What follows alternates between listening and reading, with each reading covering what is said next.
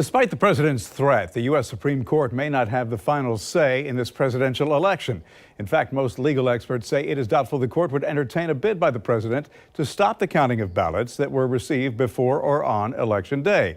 Former Jacksonville Chief of Staff Chris Hand, himself an expert on ballot issues, joined me once again here on the Morning Show to talk about this. Good morning, Chris. Good morning, Bruce. So even if the court were to handle the dispute, would it really change the trajectory of the race in this closely fought states like Michigan and Pennsylvania?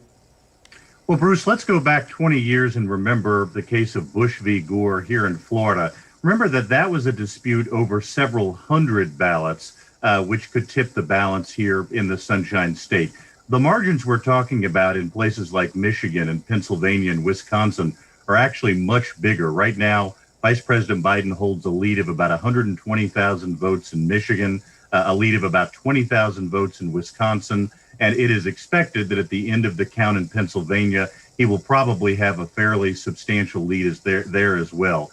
In those kinds of cases where the margin is that large, litigation over a much smaller number of ballots usually does not impact the outcome. And in the case of Wisconsin, where it seems possible that the Trump campaign might ask for a recount, even the former Republican governor of Wisconsin, Scott Walker, has said that he thinks a recount is unlikely to affect the outcome in that state. And look, both sides amassed armies of lawyers.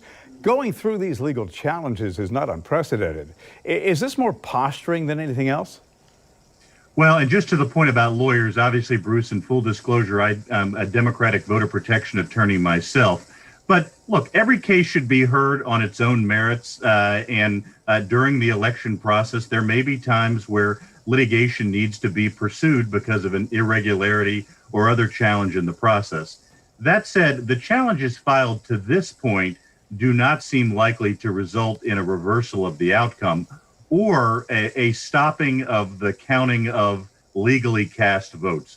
Let's just remember that under our system, Bruce, voting is one of the most fundamental rights that Americans have as citizens. As a result, it is subject to what the courts call strict scrutiny in terms of denying that right.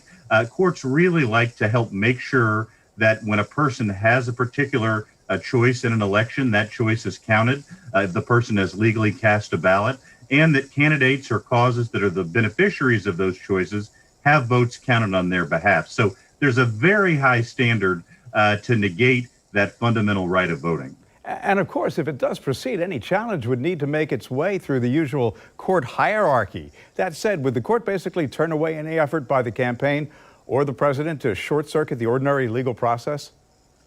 Well, Bruce, what you might be referring to is the other night at the White House, the president said he was going to take this matter to the Supreme Court.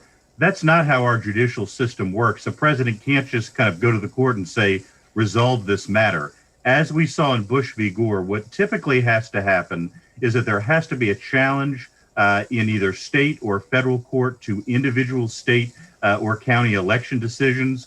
They work their way through the process, and if the Supreme Court decides that they are meritorious and should be heard or present legal issues the court needs to resolve, then they will hear them. So there's no chance the Supreme Court is suddenly tomorrow going to take up some of these challenges in different states. They'd have to work their way through the process. And already at this point, Bruce, particularly as it relates to a couple of matters in Pennsylvania, the court has declined to take action on those. So again, is it possible that something could work its way to the court? We saw that in 2000, but it's not going to magically appear there tomorrow. Chris Hand, as always, appreciate your perspective and clarifying things for us. We'll be right back.